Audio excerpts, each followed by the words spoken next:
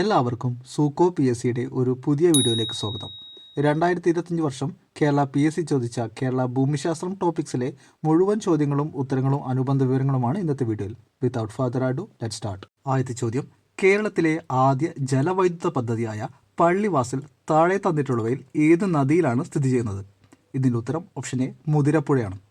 1940 തിരുവിതാംകൂർ സംസ്ഥാനത്താണ് പള്ളിവാസൽ ജലവൈദ്യുത പദ്ധതി കമ്മീഷൻ ചെയ്തത്.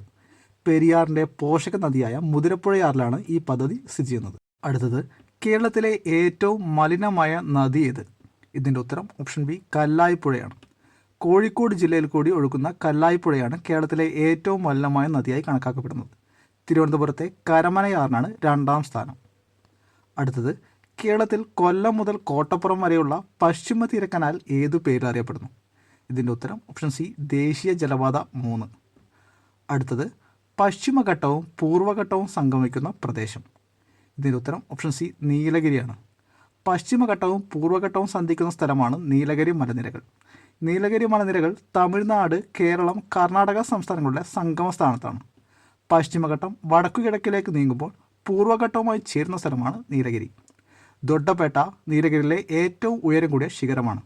അടുത്ത ചോദ്യം, താഴെ പറയുന്നവൽ പശ്ചിമഘട്ട പർവ്വതനിരകളെ സംബന്ധിച്ച് ശരിയല്ലാത്തത് ഏത്? ഇതിൻ്റെ ഉത്തരം ഓപ്ഷൻ ഡി ആണ്. പ്രസ്താവന 2 മാത്രമാണ് തെറ്റ്. ഇതിൽ ഒന്നാമത്തെ പ്രസ്താവന തെക്ക് കന്യാകുമാരി മുതൽ വടക്ക് ഗുജറാത്ത് വരെ 1600 കിലോമീറ്റർ നീളത്തിൽ കാണപ്പെടുന്നു. ഈ പ്രസ്താവന ശരിയാണ്. മഹാരാഷ്ട്രയിലെ പശ്ചിമഘട്ട മലനിരകളെ സഹ്യാദ്രി എന്ന് വിളിക്കുന്നു. ഈ പ്രസ്താവന ശരിയാണ്. എന്നാൽ രണ്ടാമത്തെ പ്രസ്താവന വടക്ക് നിന്ന് തെക്കോട്ട് എന്ന ക്രമത്തിൽ ഈ പർവ്വതനിരയുടെ ഉയരം കുറഞ്ഞു വരുന്നു എന്നാണ്. ഈ പ്രസ്താവന തെറ്റാണ്. ഉയരം കൂടിയാണ് വരുന്നത്. അടുത്ത ചോദ്യം നോക്കാം. താഴെ പറയുന്ന ധാതുക്കളിൽ ഏതിൻ്റെ നിക്ഷേപമാണ് കേരളത്തിലെ കാസർഗോഡ് ജില്ലയിലെ നീലേശ്വരത്ത് കാണപ്പെടുന്നത്? ഇതിൻ്റെ ഉത്തരം ഓപ്ഷൻ എ ബോക്സൈറ്റ് ആണ്. രാജ്യത്ത് ഇതുവരെ കണ്ടെത്തിയുള്ളതിൽ വെച്ച് ഏറ്റവും ഉയർന്ന ബോക്സൈറ്റ് നിക്ഷേപമാണ് കാസർഗോഡ് ജില്ലയിലുള്ളത്. അടുത്ത ചോദ്യം, കേരളത്തിലെ ഏറ്റവും വലിയ ജലവൈദ്യുത പദ്ധതി ഏത്? ഇതിൻ്റെ ഉത്തരം ഓപ്ഷൻ സി ഇടുക്കിയാണ്. കേരളത്തിലെ ഏറ്റവും വലിയ ജലവൈദ്യുത പദ്ധതി ഇടുക്കിയാണ്. പെരിയാറിലാണ് ഇത് സ്ഥിതി ചെയ്യുന്നത്. ഇത് 1976 കമ്മീഷൻ ചെയ്തത്. അടുത്തത്, 1986 ഉൾനാടൻ ജലഗതാഗത അതോറിറ്റി രൂപം കൊണ്ട ശേഷം ഇന്ത്യയിൽ 5 ജലപാതകളെ ദേശീയ ജലപാതകളായി പ്രഖ്യാപിച്ചു. ഇതിൽ കൊല്ലം മുതൽ കോട്ടപ്പുറം വരെയുള്ള പശ്ചിമ തീരക്കനാൽ അറിയപ്പെടുന്നത്. ഇതിൻ്റെ ഉത്തരം ഓപ്ഷൻ ബി ദേശീയ ജലപാത 3 NW3 ആണ്. അടുത്തത്, റോഡ് സാന്ദ്രതയുടെ കാര്യത്തിൽ ഏറ്റവും മുൻപന്തിയിലുള്ള സംസ്ഥാനം. ഇതിൻ്റെ ഉത്തരം ഓപ്ഷൻ സി കേരളയാണ്. ഇന്ത്യയിൽ ഏറ്റവും ഉയർന്ന റോഡ് സാന്ദ്രതയുള്ള സംസ്ഥാനമാണ് കേരളം. കേരളത്തിലെ റോഡ് സാന്ദ്രത 100 ചതുരശ്ര കിലോമീറ്ററിന് 548 കിലോമീറ്ററാണ്. അടുത്ത ചോദ്യം, കേരളത്തിലെ ഏറ്റവും ചെറിയ നാഷണൽ പാർക്ക്. ഇതിൻ്റെ ഉത്തരം ഓപ്ഷൻ എ പാമ്പാടുംചോല നാഷണൽ പാർക്കാണ്. അടുത്ത ചോദ്യം, കേരളത്തിലെ ഏറ്റവും വിസ്തൃതമായ ബയോസ്ഫിയർ റിസർവ്. ഇതിൻ്റെ ഉത്തരം ഓപ്ഷൻ എ അഗസ്ത്യമലയാണ്. കേരളത്തിലും തമിഴ്നാട്ടിലും കൂടി സ്ഥിതി ചെയ്യുന്ന അഗസ്ത്യമല ബയോസ്ഫിയർ റിസർവാണ് കേരളത്തിലെ ഏറ്റവും വിസ്തൃതമായ ബയോസ്ഫിയർ റിസർവ്. 1828 സ്ക്വയർ കിലോമീറ്ററാണ് ഇതിൻ്റെ വിസ്തൃതി. അടുത്ത ചോദ്യം നോക്കാം. കേരളത്തിലെ ദേശീയോദ്യാനങ്ങളുമായി ബന്ധപ്പെട്ട് ചുവടെ നൽകിയിരിക്കുന്ന വിവരങ്ങൾ ശരിയായ രീതിയിൽ ക്രമപ്പെടുത്തുക. ഇതിൻ്റെ ഉത്തരം ഓപ്ഷൻ ഡി ആണ്. പാമ്പാടുംശോല ഏറ്റവും ചെറിയ ദേശീയോദ്യാനമാണ്. 2003 മതികെട്ടാൻ ശോല ദേശീയോദ്യാനമായി പ്രഖ്യാപിക്കപ്പെട്ടത്. നീലഗിരി താറ് കാണപ്പെടുന്നത് ഇരവികുളം നാഷണൽ പാർക്കിലാണ്. സൈലൻറ്റ് വാലിയുടെ വടക്ക് അതിര് നീലഗിരി കുന്നുകളാണ്. അടുത്ത ചോദ്യം, നെല്ലിക്കാപ്പെട്ടി ഗെയിം സാങ്ച്വറി എന്ന ആദ്യകാലങ്ങളിൽ അറിയപ്പെട്ടിരുന്ന വന്യജീവി സങ്കേതം. ഇതിൻ്റെ ഉത്തരം ഓപ്ഷൻ ബി പെരിയാർ ടൈഗർ റിസർവാണ്. നെല്ലിക്കാപ്പെട്ടി ഗെയിം സാങ്ച്വറി എന്നറിയപ്പെട്ടിരുന്നത് ഇന്നത്തെ പെരിയാർ വന്യജീവി സങ്കേതമാണ്. 1934 തിരുവിതാംകൂർ രാജാവായിരുന്ന ശ്രീ ചിത്തിര തിരുനാൾ ബാലരാമവർമ്മയാണ് ഇത് സ്ഥാപിച്ചത്. സങ്കേതം പിന്നീട് 1950 പെരിയാർ വന്യജീവി സങ്കേതമായി വികസിപ്പിക്കുകയും 1978 പെരിയാർ ടൈഗർ റിസർവായി മാറുകയും ചെയ്തു. അടുത്ത ചോദ്യം, വേമ്പനാട് കായലുമായി ബന്ധപ്പെട്ട് നൽകിയിരിക്കുന്ന വിവരങ്ങൾ തെറ്റായവ തിരിച്ചറിയുക. ഇതിൻ്റെ ഉത്തരം ഓപ്ഷൻ എ 1ഉം 4ഉം തെറ്റാണ്. കൊല്ലം ജില്ലയുടെ ഒഴുകുന്ന കല്ലടയാറിൻ്റെ പതനസ്ഥാനം അഷ്ടമുടിക്കായലാണ്. കല്ലടയാറും അഷ്ടമുടി തടാകവും ചേർന്നുള്ള അവശിഷ്ട നിക്ഷേപ പ്രക്രിയയുടെ ഫലമായാണ് കൊല്ലം ജില്ലയിലെ മൺട്രോ ദ്വീപ് രൂപപ്പെട്ടത്. നെഹ്റു ട്രോഫി വള്ളംകളി നടക്കുന്ന കായലാണ് വേമ്പനാട് കായൽ. അതുപോലെ തണ്ണീർമുക്കം ബണ്ട് നിർമ്മിച്ചിരിക്കുന്നത് വേമ്പനാട് കായലിന് കുറുകെയാണ്. അടുത്ത ചോദ്യം, കേരളത്തിലെ ഏറ്റവും വലിയ മത്സ്യബന്ധന തുറമുഖവും ഇൻഡോ നോർവീജിയൻ പ്രൊജക്റ്റ് എന്നറിയപ്പെടുന്നതുമായ തുറമുഖം. ഇതിൻ്റെ ഉത്തരം ഓപ്ഷൻ ഡി നീണ്ടകരയാണ്. കേരളത്തിലെ പരമ്പരാഗത മത്സ്യബന്ധന മേഖലയെ ആധുനികവൽക്കരിക്കുന്നതിനായി 1953 കൊല്ലം ജില്ലയിലെ നീണ്ടകരയിൽ ആരംഭിച്ച നോർവീജിയൻ സഹായ പദ്ധതിയാണ് ഇൻഡോ നോർവീജിയൻ പ്രോജക്റ്റ്.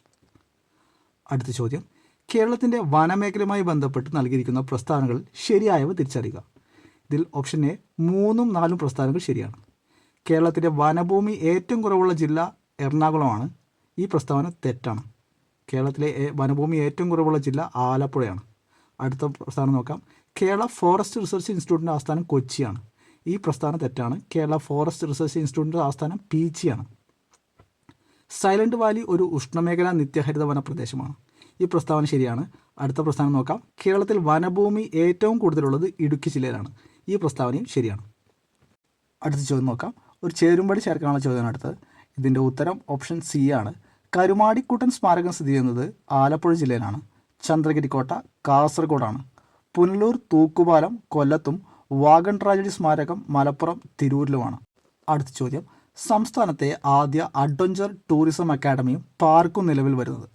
ഇതിൻ്റെ ഉത്തരം ഓപ്ഷൻ ബി ശാസ്താംപാറയാണ്. അടുത്ത ചോദ്യം, കേരളത്തിൽ ചീനക്കളിമണ്ണിന് പ്രസിദ്ധമായ സ്ഥലം. ഇതിൻ്റെ ഉത്തരം ഓപ്ഷൻ ഡി കുണ്ടറയാണ്. കൊല്ലം ജില്ലയിലെ കുണ്ടറ ചീനക്കളിമണ്ണ് അഥവാ ചൈന ക്ലേക്ക് നിക്ഷേപത്തിന് പേരുകേട്ട സ്ഥലമാണ്. അടുത്ത ചോദ്യം, കേരളത്തിലെ ഏറ്റവും പ്രായം കുറഞ്ഞ വന്യജീവി സങ്കേതം ഏതാണ്? ഇതിൻ്റെ ഉത്തരം ഓപ്ഷൻ ബി കരിമ്പുഴയാണ്. മലപ്പുറം ജില്ലയിലെ നിലമ്പൂർ താലൂക്കിൽ സ്ഥിതി ചെയ്യുന്ന കേരളത്തിലെ 18ാമത്തെയും ഏറ്റവും പ്രായം കുറഞ്ഞതുമായ വന്യജീവി സങ്കേതമാണ് കരിമ്പുഴ വന്യജീവി സങ്കേതം.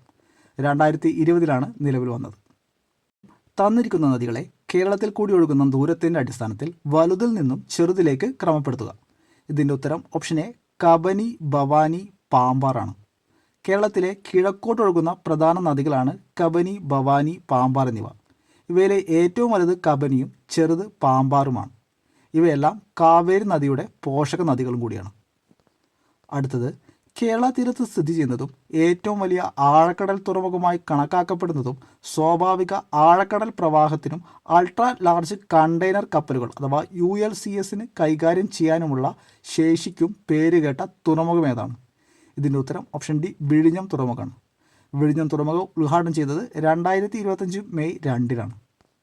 അടുത്ത ചോദ്യം, കേരളത്തിൻ്റെ തീരത്ത് പ്രത്യേകിച്ച് കൊല്ലം, ആലപ്പുഴ ജില്ലകളിലെ കരിമണൽ നിക്ഷേപങ്ങൾ സാമ്പത്തികമായി പ്രാധാന്യമുള്ളവയാണ്. കാരണം അവയിൽ ഡാഷ് അടങ്ങിയിരിക്കുന്നു. ഇതിൻ്റെ ഉത്തരം ഓപ്ഷൻ ഡി അപൂർവ ഭൂമി മൂലകങ്ങളും ഇൽമനൈറ്റ്, മോണസൈറ്റ്, റൂട്ടൈൽ തുടങ്ങിയ ഘനധാതുക്കളും അടങ്ങിയിരിക്കുന്നുണ്ട്. അടുത്ത ചോദ്യം, കേരളത്തിലെ ഏറ്റവും നീളം കൂടിയ നദി ഏത്? ഇതിൻ്റെ ഉത്തരം ഓപ്ഷൻ സി പെരിയാർ. കേരളത്തിലെ ഏറ്റവും നീളം കൂടിയ നദിയാണ് പെരിയാർ. 244 കിലോമീറ്ററാണ് ഇതിൻ്റെ നീളം. പശ്ചിമഘട്ടത്തിലെ ശിവഗിരി മലമുകളിൽ നിന്ന് ഉത്ഭവിച്ച് ഇടുക്കി, എറണാകുളം ജില്ലകളിലൂടെ ഒഴുകി വേമ്പനാട്ട് കായലിലാണ് പെരിയാർ പതിക്കുന്നത്. അടുത്ത ചോദ്യം, സിംഹവാലൻ കുരങ്ങോടെ കാണപ്പെടുന്ന കേരളത്തിലെ ദേശീയോദ്യാനം ഏത്? ഇതിൻ്റെ ഉത്തരം ഓപ്ഷൻ ഡി സൈലൻറ്റ് വാലിയാണ്. അടുത്ത ചോദ്യം, നെഹ്റു ട്രോഫി വള്ളംകളി നടക്കുന്നത് ഏത് കായലിലാണ്? ഇതിൻ്റെ ഉത്തരം ഓപ്ഷൻ എ പുന്നമട കായലാണ്. വേമ്പനാട്ട് കായലിൻ്റെ ഭാഗമായ പുന്നമട കായൽ എല്ലാ വർഷവും ഓഗസ്റ്റ് മാസത്തിലെ 2ാം ശനിയാഴ്ച, അതായത് ഓണത്തിന് തൊട്ടു മുമ്പുള്ള ശനിയാഴ്ച നടക്കുന്ന പ്രശസ്തമായ ജലോത്സവമാണ് നെഹ്റു ട്രോഫി വള്ളംകളി. അടുത്തത്, 2 സംസ്ഥാനങ്ങളുമായി അതിർത്തി പങ്കിടുന്ന കേരളത്തിലെ ജില്ല ഏത്? ഇതിൻ്റെ ഉത്തരം ഓപ്ഷൻ ബി വയനാട്. കർണാടക, തമിഴ്നാട് എന്നീ 2 സംസ്ഥാനങ്ങളുമായി അതിർത്തി പങ്കിടുന്ന കേരളത്തിലെ ഏക ജില്ലയാണ് വയനാട്. അടുത്ത ചോദ്യം, കേരള ഫോറസ്റ്റ് റിസർച്ച് ഇൻസ്റ്റിറ്റ്യൂട്ടിൻ്റെ ആസ്ഥാനം. ഇതിൻ്റെ ഉത്തരം ഓപ്ഷൻ സി പീച്ചിയാണ്. അടുത്ത ചോദ്യം, കേരളത്തിലെ ഉയരം കൂടിയ കൊടുമുടി ഏത്? ഇതിൻ്റെ ഉത്തരം ഓപ്ഷൻ ഡി ആനമുടിയാണ്. ഉപദ്വീപീയ പീഠഭൂമിയിലെ ഏറ്റവും ഉയരം കൂടിയ കൊടുമുടി കൂടിയാണ് ആനമുടി.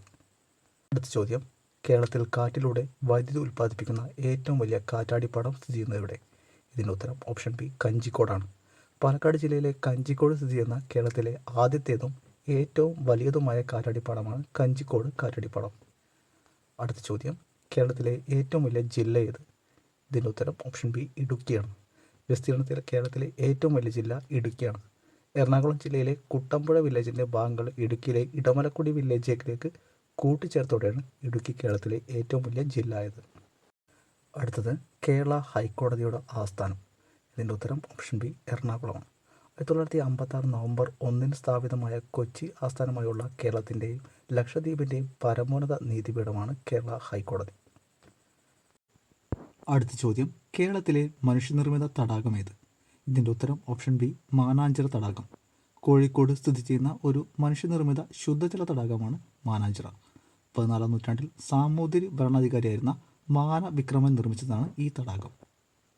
അടുത്ത ചോദ്യം, ഒക്ടോബർ നവംബർ മാസങ്ങളിൽ കേരളത്തിൽ അനുഭവപ്പെടുന്ന മൺസൂൺ ഏത്? ഇതിൻ്റെ ഉത്തരം ഓപ്ഷൻ എ, വടക്ക് കിഴക്കൻ മൺസൂണാണ്.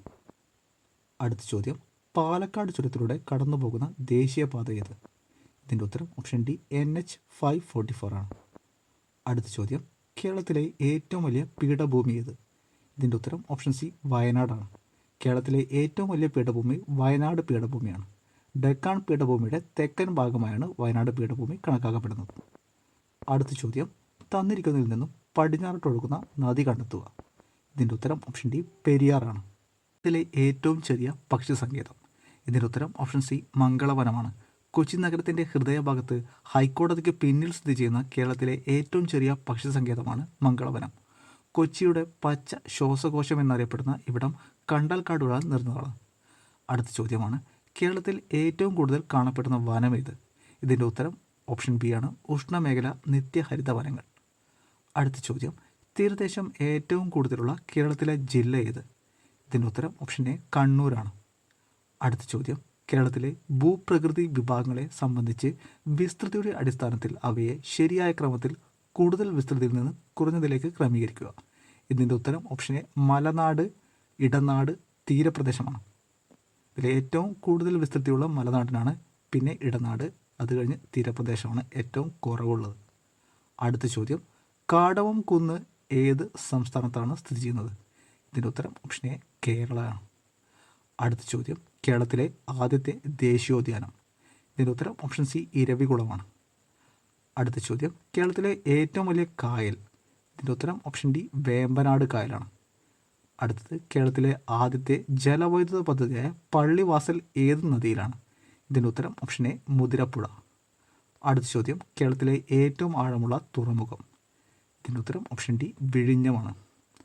അടുത്തത്, കേരളത്തിലെ ആദ്യത്തെ മാതൃകാ മത്സ്യബന്ധന ഗ്രാമം.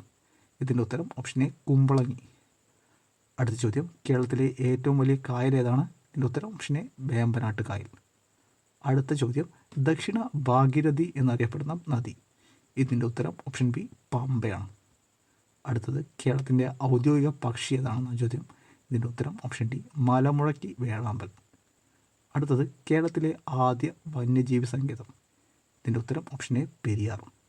അടുത്ത ചോദ്യം, കൊച്ചിയുടെ ശ്വാസകോശം എന്നറിയപ്പെടുന്ന പക്ഷി സങ്കേതം. ഇതിൻ്റെ ഉത്തരം ഓപ്ഷൻ എ, മംഗളവനമാണ്. അടുത്ത ചോദ്യം, വിഴിഞ്ഞം തുറമുഖം സ്ഥിതി ചെയ്യുന്ന കേരളത്തിലെ ജില്ല. ഇതിൻ്റെ ഉത്തരം ഓപ്ഷൻ ഡി, തിരുവനന്തപുരമാണ്. തിരുവനന്തപുരം ജില്ലയിലെ നെയ്യാറ്റിൻകര താലൂക്കിലാണ് വിഴിഞ്ഞം അന്താരാഷ്ട്ര തുറമുഖം സ്ഥിതി ചെയ്യുന്നത്. അടുത്തത്, കേരളത്തിലെ ആദ്യ ജലവൈദ്യുത പദ്ധതി. ഇതിൻ്റെ ഉത്തരം ഓപ്ഷൻ സി, പള്ളിവാസലാണ്. അടുത്ത ചോദ്യം, കേരളത്തിലെ നിത്യഹരിത വനം. ഇതിൻ്റെ ഉത്തരം ഓപ്ഷൻ എ, സൈലൻറ്റ് വാലിയാണ്. 2025 വർഷത്തിൽ കേരള PSC ചോദിച്ച കേരള ഭൂമിശാസ്ത്രം ടോപ്പിക്സിലെ മുഴുവൻ ചോദ്യങ്ങളും ഉത്തരങ്ങളും അനുബന്ധ വിവരങ്ങളുമാണ് ഇന്നത്തെ വീഡിയോ നമ്മൾ ഡിസ്കസ് ചെയ്തത്. വീഡിയോ ഇഷ്ടപ്പെട്ടാൽ ലൈക്ക് ചെയ്യാനും ഷെയർ ചെയ്യാനും മറക്കരുത്. എല്ലാവർക്കും സൂക്കോ PSCയുടെ നന്ദി, നമസ്കാരം.